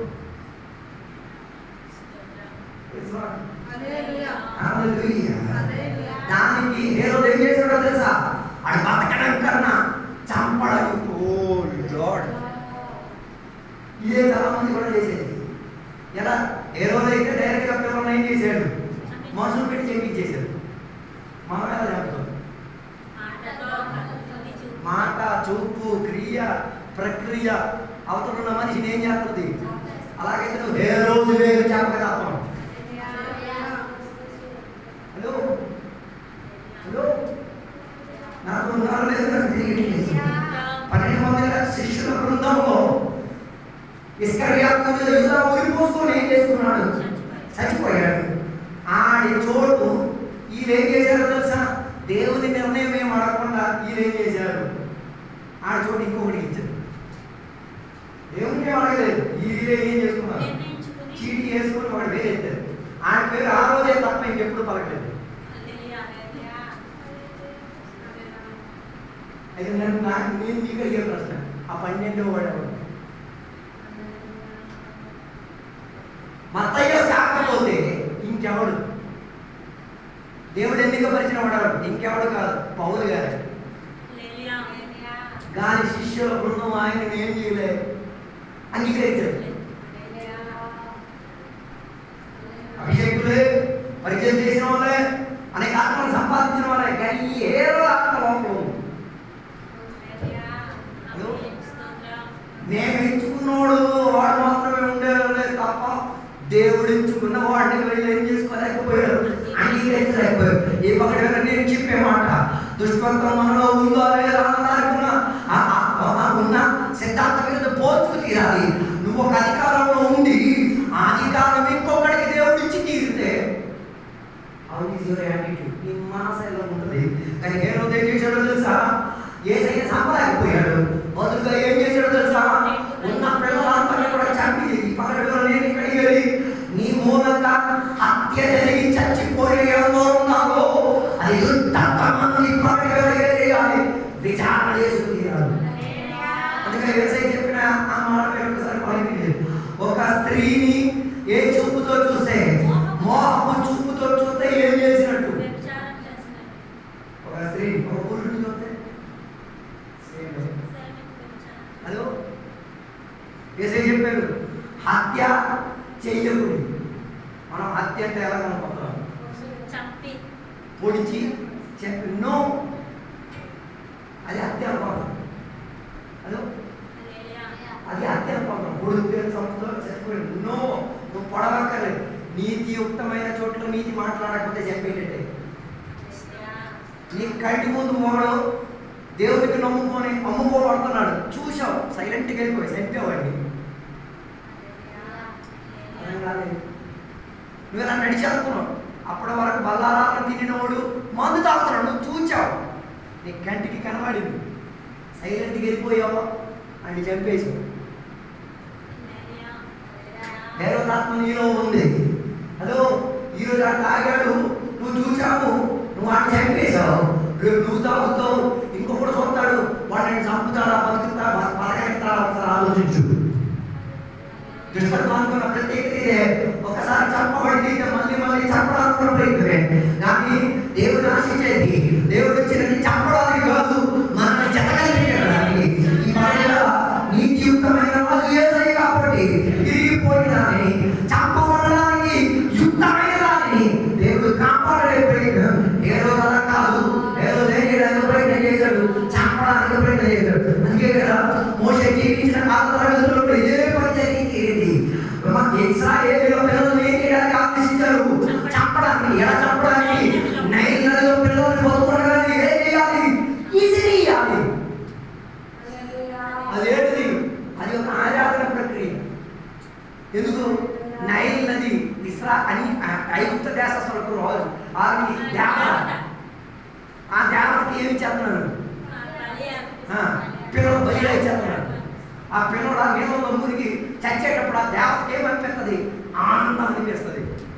అదో ఎవరి పిల్లలు వాళ్ళ పిల్లలు ఇచ్చుకోరు. మరి ఎవరు దేవుడు? ఐగుప్తు దేవుడు.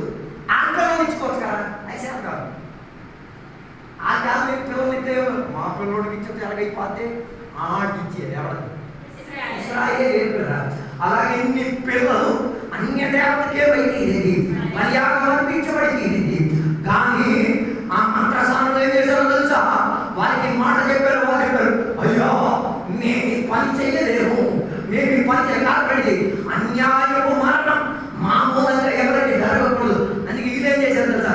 ప్రసవించే టైం వచ్చి వీళ్ళు లేటుగా వస్తారు, వీళ్ళు రాకుండా ఉంటారు. దాని వల్ల ప్రసవం అని జరిగిపోయేది. నేను చెప్పొచ్చే మాట, హత్య జరగకుండా ఆ మంత్రసానులు ఇంత మాత్రం ప్రాణాన్ని కలిగించి తీరారు. అలాగైతే మన మూలంగా కూడా ఎవరికి ఏం కాకూడదు, హత్య జరగకూడదు. అది అన్యాయం. అందుకే హేరోదు ఏం చేశాడు తెలుసా? 2 వయసులో కింద ఉన్న మగ పిల్లలందరినీ ఏం చేశాడు?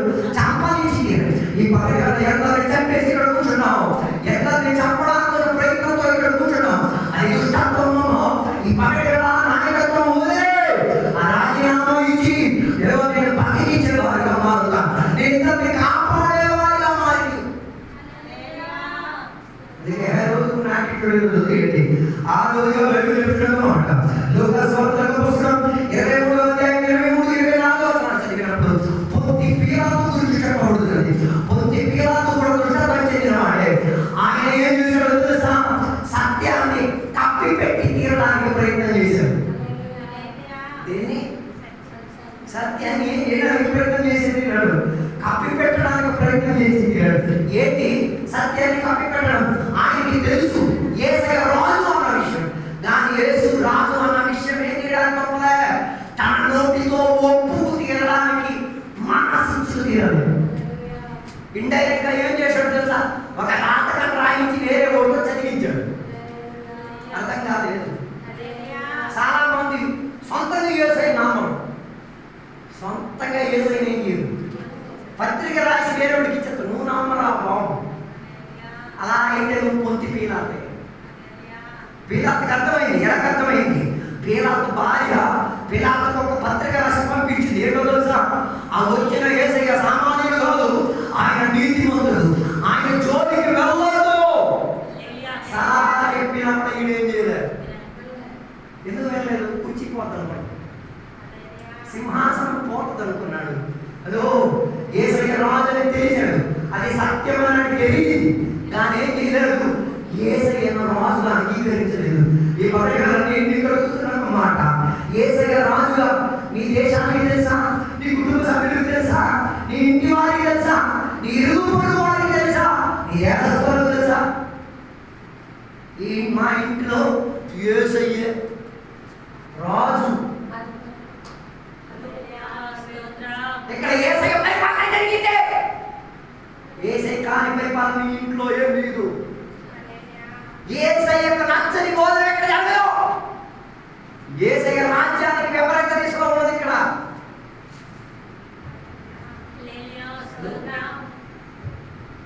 అర్థం కాలేదు. మేము ఒకరోజు ఒక షాప్కి వెళ్ళాము. ఆ షాప్లో ఉన్న వాళ్ళు మాకు తెలిసిన ఆయన తన షాపు కొత్తగా కట్టించుకునేటప్పుడు ఆయన ఏం చేశారు తెలుసా? కొన్ని గిఫ్ట్లు మాకు ఇచ్చారు. కొన్ని గిఫ్ట్ ఇచ్చారు. ఓకే అని చెప్పి మనం ఆయన ఇచ్చారు కదా అని చెప్పి మనం తీసుకొచ్చి ఇంటికి తీసుకొచ్చి గిఫ్ట్ ఓపెన్ చేసినప్పుడు మా ఇంట్లో ఉన్న యేసయ్య రాజుకి నచ్చడం వస్తుంది. ఇంటి గడప కూడా ఎక్కనే ఉన్నాయి. వేటను తీసుకెళ్ళి ఇవాళ మంచి ఫోన్ చేసి ఇచ్చేసింది. హలో, ఎందుకు ఇవ్వాలనిపించింది? నా ఇంట్లో ఒక రాజు ఉన్నాడు. ఆయన ఎవరు? యేసయ్య అన్న రాజు. ఆయన ఇంట్లో రాజుగా ఉన్నప్పుడు రాజు కాని దాన్ని ఆ ఇంట్లో నేను ఏం చేయలేను, తెచ్చు. ఈ కాలంలో చాలా మంది దేవుడు బిడ్డలకు తెలుసు, యేసయ్య దేవుడు తెలుసు. యేసయ్య దేవుడు అనే ఇల్లు ఎలా పోల్చుకోగలిగింది? యేసయ్య దేవుడు అనే ఇంట్లో ప్రార్థనా శబ్దం వినబడతాయి, దేవుని పాటల శబ్దం వినబడతాయి, దేవుడి యొక్క తీరిపోయిన వాక్యం గురించి తీవ్రత వినబడతాయి, దేవుడికి అందుకే ఈ ఆదివార ఆరాధన ఎక్కువ పేదలంత అయిపోయింది ఈరోజు. నేను చెప్తాను దొంగ ఎందుకు మిగతా రోజులు ఈ పనేం లేని ఎక్కడికి వచ్చి ఎన్ని డ్యాన్సులు చేయించు అర్థం కాదు. ఆదివారం రోజు చేసి అదే పని ఏ రోజు కూడా ఉండాలి, ప్రతిరోజు ఉండాలి.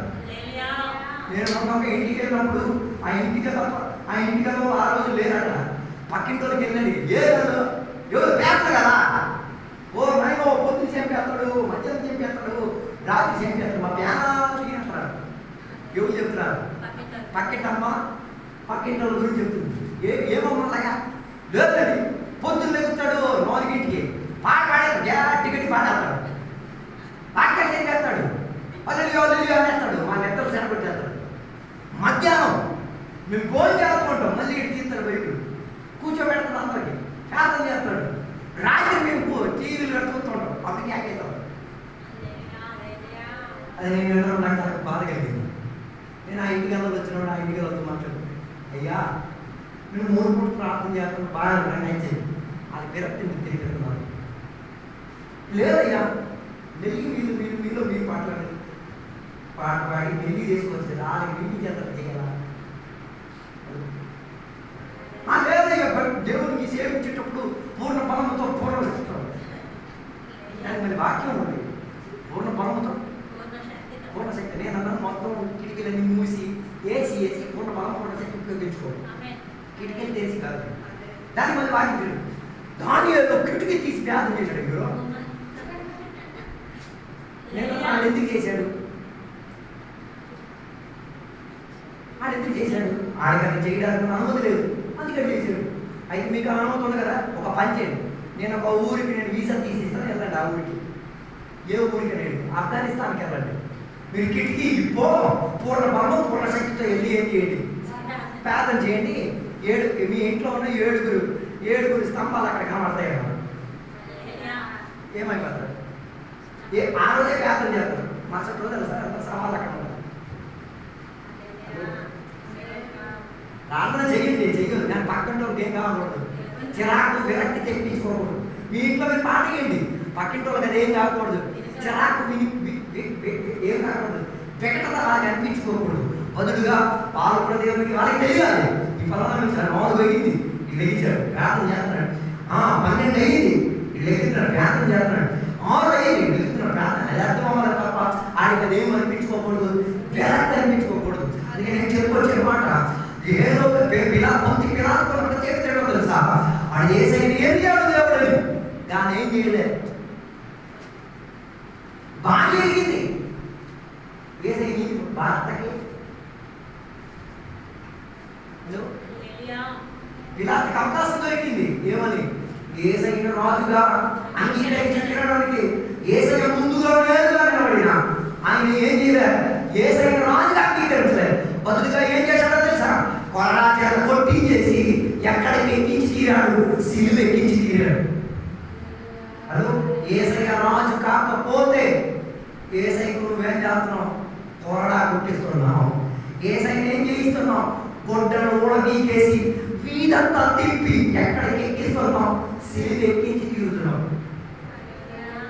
అందుకే కదా విచారణ చేయండి, నీ ఏసయ్యకు అవమానం తెచ్చించేటట్టుగా ఆయన రాజ్య పరిపాలన జీవితంలో జరుగుతున్నదా? అది ఏదో అది దుష్టాత్మ అన్నది పగటి వెలుగుతుంది. అందుకే నేను నా మాటలు ముగించాలనుకుంటున్నాను. ఈ పగటి వేళ ఏసయ్య రాజుగా ఒప్పుకోవాల్సిన వేదిలో ఏసయ్య రాజుగా చూపించుకోగలిగిస్తున్నావా? ఇప్పుడు కొత్త నియమాలు అంటున్నాయి, ఏమి బైబిల్ పట్టుకొని ఏం చేయలేదు. నాకు అదే నచ్చింది, ఈ దొంగ సామాన్లకి పోవాలి, ఈ ఉత్తుని పట్టు తిరిగే వాళ్ళు ఉన్నారా, వెళ్ళిపోవాలి. ఉన్న నిజాయితీ పనులు ఏం చేయాలా, పట్టుకు తిరగాలి. దాని చంద్రమేషకు అభ్యర్థులకు వాళ్ళున్న దేశం వారికి సౌకర్యంగా ఉండేది కాదు, అన్యాయానికి ప్రోత్సాహించే ఊరు. అక్కడ వాళ్ళు బతకలేకపోయారా, సూపర్గా బతికారు. ఏం చేయబట్టి వాళ్ళందరూ మంచి పోషకాహారం తిన్నప్పుడు ఈ కూరగాయలు తిన్నారు, పప్పు లేదన్నారు. ఆయనకి మించిన ఆనందం ఈదికి వచ్చి తీరింది. నేను చెప్పొచ్చే మాట, యేసయ్య రాజ్యము రాజుగా ఆయన రాజ్య విస్తారతను చెప్పుకోలేకపోతే దానికన్నా దౌర్భాగ్యం అనుకుంటాం. అందుకే దేవుని బిడ్డలే సువార్త చెప్పలేని మూర్ఖులు ఏం చేయరు. సువార్త కేవలం నెలకు కూడా ఒక్కసారి ఇక్కడ ఐగిరి చెప్తేనే కడపత్రికలు ఏంటి తిరిగి ఏదో పెద్ద అభిమానం కూర్చొని అనుకుంటాం.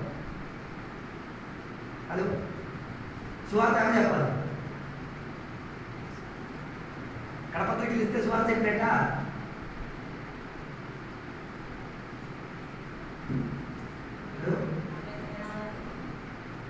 అందుకే కదా మన సంఘాల్లో సువార్త గీవంత ఎవరికి లేదు.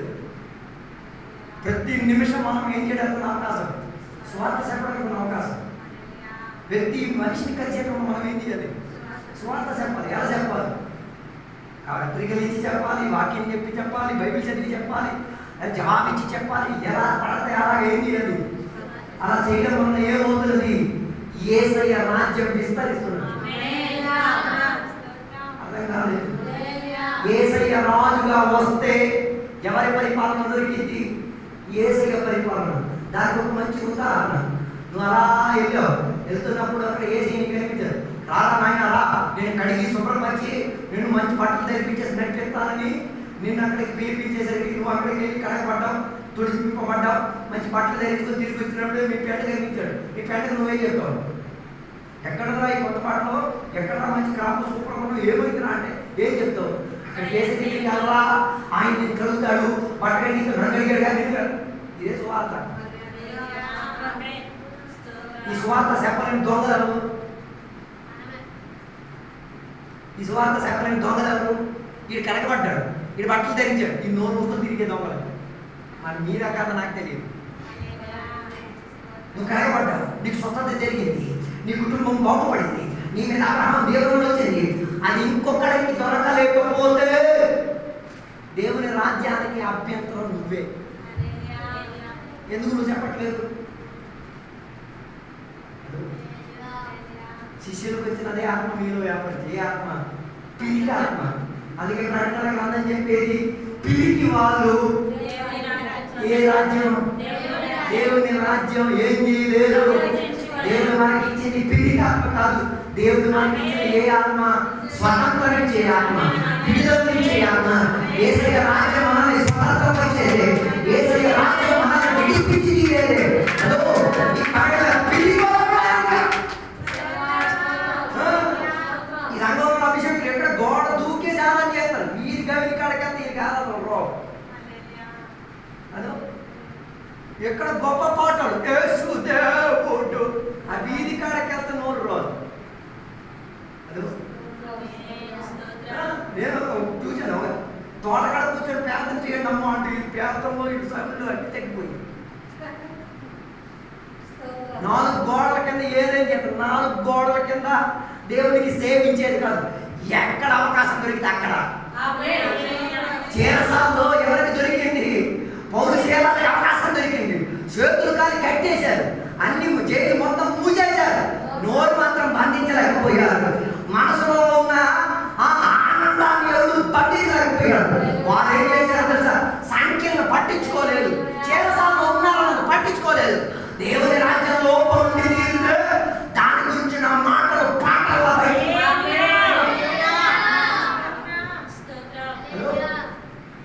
వారి కేసుకి ఎవరు బెయిలుడానికి వెళ్ళారు. అదో ఈ కాలంలో దేవుడు బిడ్డలు జైల్లోకి వెళ్తే బెయిల్ ఇవ్వడానికి మోసలు ఉన్నారు. ఆ కాలంలో అయ్యగారు జైలుకి వెళ్తే విశ్వాసం కూడా ఏం చేసేవారు కాదు, చాలా అభిషక్తులైన విశ్వాసం. పాస్టర్ గారికి వారి మీద ఏం అనిపించేది కాదు. నేటికి కూడా అలాగే పడుతుంది. అయ్యగారు జైలుకి వెళ్ళాలి, ఎన్ని అయ్యగారు ఎన్ని అమ్మగారు వస్తారు అర్థం కాలేదు. పౌరు చేయాలి ఎవరు లేదే, విడిపించడానికి రాలే. వాళ్ళకి తెలుసు విడిపించడానికి మనుషులు రారు. విడిపించడానికి రాగలిగిన వాడు పునాదులను కలపగలిగిన వాడు. విడిపించడానికి ఆ సముద్రుడైన వాడు మా సంఖ్యలను ఎరగొట్టగలిగిన వాడు. అందుకే బైబిల్ చెప్పేది దేవుని మీద ఆశ్రయించకుండా నడుల మీద ఆశ్రయించిన వాడు శాపగ్రస్తం. అందుకే ఈ పౌరు శీలాలు శాపగ్రస్తుల మీద ఆశ్రయించలే, ఆశ్రయింపబడిన వాడు మీద ఆశ్రయించారు. దేవుని సన్నిధిలో పాట పాడారు. ఎవరు వారిని కొట్టాడో వారిని రక్షణ ఇచ్చి తీరిన వేదికగా అచేరసాల ఉదాహరణ. దుష్టత్వం పౌలు శీలాలో లేదు అన్న సాక్ష్యం. ఎవరు కొట్టాడు? ఆ జైల్లో కుక్కను కొట్టాడు, కొట్టాడు, శతకమా చేశాడు. చివరికి ఆడకి తీసుకొని ఏమైపోవడానికి రెడీ ఉన్నాడు, సచ్చి ఆత్మహత్య చేయడానికి రెడీ ఉన్నప్పుడు సేవకుడి దుష్టత్వం లేదు, సేవకుడు నీతి మతంతో ఉన్నదిగా మాయా నీకే హాని చేయొద్దు, మేము నీకు కొట్టవరా, మేము నీకు తిట్టవరా, మేము నీకు సువార్తమానం తిట్టవరా, మేము నీ కుటుంబాన్ని పోగొడతావరా, నువ్వు మమ్మల్ని కొట్టుకుంటావేమో, మాకు నీ మీద కొట్టి ఏకేసేపు లేదు ఆయన, మాకు నిన్ను పనిచేసి తీరే, నాకు ఇంట్లో సమానం. ఓ చివరికి ఈ దెబ్బలు కొట్టే దెబ్బలు తగిన సేవకులు దెబ్బలు కొట్టినోడు ఇంటికి వెళ్ళినప్పటికీ ఆయన కన్నీటి నుంచి కన్నీరు పారడం అని, అయ్యా తెలియకి కొట్టేశారు. అయ్యా పర్లేదా తమ్ముడు, ఏం పర్లేదా, ఆ అర్ధరాత్రి ఈ గాయాలతోనే నీళ్ళలోకి బాప్తిజం తీరారు. అర్థం కాలేదు, ఒళ్ళు నిండా గాయాలే, బాప్తిజం ఇవ్వాలంటే ఎట్లది కదా. మీరైతే అందుకే కదా ఎంతో మంది బాప్తిజం పొంది ఇవ్వాల్సిన టైం ఎప్పుడూ అయిపోయింది, దియ్యం అవసరం లేదు కదా. అందుకే నేను చెప్పొచ్చే మాట, దుష్టత్వం కింద చేయడం వలన పొంది పీలత అయిపోతావు, ఆహావైపోతావు, మనస్సు అయిపోతావు, లాభమైపోతావు, ఆహావైపోతావు, ఈ పరగలో పరవైపోతావు, ఈ పరగలో విచారించు. ఇవన్నీ దుష్టత్వం చెందేటే, యథార్థత చెందేటట్టుగా, నీ జీవితం చెందేటట్టుగా ఒక పరివేశం నా ద్వారా జరిగి తీరాలని ఈ పరగల దేవుని వీడుంటే ఇలా ఈ పరగ దేవుని సన్నిధిలో ఒప్పుకోవచ్చు, పశ్చాత్తాపడవచ్చు. దేవా నాకు ఈ బతుకొద్దయ్యా, నాకు ఇలాంటి జీవితం వద్దయ్యా, నీ జీవితంగా జీవించి నా కుటుంబానికి, నా సంఘానికి, నా సేవకుడికి, నా దేశానికి, నా వ్యక్తిగత జీవితానికి దేవా ఆనందం చేయటట్టుగా, సమాధానం చేయటట్టుగా, దేవుని రక్షణకు తీర్చిదిద్దేటట్టుగా ఈ పరగలను ఒప్పుకు తీరుతున్నానని, పశ్చాత్తాపడి తీరుతున్నానని ఆసక్తి కలిగిన దేవుడు నాతో కలిసి ప్రార్థనలో ఏర్పించుకుందాం. పరిశుద్ధ మహోన్నత దేవానికి వందనాలు. ఈ పవిత్ర దేవాని సన్నిధిలో నీ వాక్యోపదేశంలో నీతిమంతులు ప్రభుత్వ ప్రచారం వలన ప్రజలకి సమాధానం, సంతోషం, దేవుని యొక్క అగ్రహిష్టం, విశ్వాసంలో నిలకడత్వం, దేవుని జ్ఞాపకం చేసే గ్రామాలలోకి బయలుదేరారు. దేవుని మంచి ప్రభుత్వ పరిస్థితి గ్రామాలలోకి రవాణా వింటాం. రెండోదిగా విన్నామయ్యా, దుష్టత్వం కింద ప్రభుత్వ పరిస్థితి వలన ప్రజలని విడదీసివచ్చు, ప్రజలని నాశనం చేసి తెలుసు, ప్రజలని దేవుడని ఒప్పింపకుండా తీరవచ్చు, ప్రజలని దేవుని దూరపరిచి తెలుసు. ఇప్పటికే అలవాట్లు ప్రక్రియలు ఇప్పటికే మాలో ఉన్నాయి, వాటిని విసర్జించి తీరడానికి, వదిలి తీరడానికి బాబు యొక్క కృప మాకు దయచేయండి దేవా. నీ జీవితంలో జీవించడానికి, నీ జీవితంగా కుటుంబాన్ని పోషించి తీరడానికి, నీ జీవితంగా సంఘాన్ని పోషించి తీరడానికి, సేవకులను పోషించి తీరడానికి, కుటుంబాన్ని పోషించి తీరడానికి, నేను జీవించి తీరడానికి సౌకర్యాలు, సదుపాయాలు దయచేయమని కూర్చున్నాను. ఇప్పటికే ప్రార్థన చేసిన సంఘ విషయంలో నీ అద్భుత కార్యాలు, సూచనలు జరిగి తీరినందుకు దేవానికి స్తోత్రం. ఇప్పటికే వాక్యం చెప్పినా కూడా ఈ బోర్డు వాక్యాన్ని విన్నాలే, ఇట్లాంటి మోసం నాకు అక్కర్లేదే, నా భక్తుని బతికేస్తాను, నాకు నచ్చినట్టుగా నేను నడిచి తీరుతాను అని ఆత్మ ఆలోచన కలిగిన బిడ్డల కొరకు ప్రార్థన చేస్తాం. దేవ వారి మీద ఉగ్రత రాకూడదయ్యా, వారి మీద నాశనం రాకూడదయ్యా, వారి కుటుంబం సర్వనాశనానికి పాత్రలుగా కాకూడదయ్యా. వారి కొరకు మేము కుటుంబం కొరకు మంచి ప్రతి అడిగినందుకు అడిగినట్ల వారి కొరకు మేము ప్రార్థన చేస్తాం. మంచి మనసాక్షి వారికి దయచేయండి, మంచి మారు మనసు వారికి దయచేయండి, మంచి శుద్ధీకరణ వారికి దయచేయండి, మంచి పరిజ్ఞానం వారికి దయచేయండి. సాధారణ వారిని మూర్ఖపరిచి గుడిదనం చేసి పడేశాడు దేవా, మరి మనం వెలిగించండి దేవాన్ని కోరుతున్నాం దేవా. అన్ని విషయాలు మా తోడుగా మేడగా ఉండి మమ్మల్ని బలపరిచి ధైర్యపరిచి ప్రోత్సాహపరిచినందుకు దేవానికి స్తోత్రం. దీవెనలతో పిల్లలతో దేవానికి స్తోత్రం, సహాయపరిచినందుకు దేవానికి స్తోత్రం. యేసు నామములో ఈ వేడుకను ఆమేన్. అంటే కుమార పరిశుద్ధాత్మ సహవాసం ఇప్పుడు ఎక్కడ భక్తులతో దేవాలయంలో రాగడానికి దేవుడు దీవించుగాక.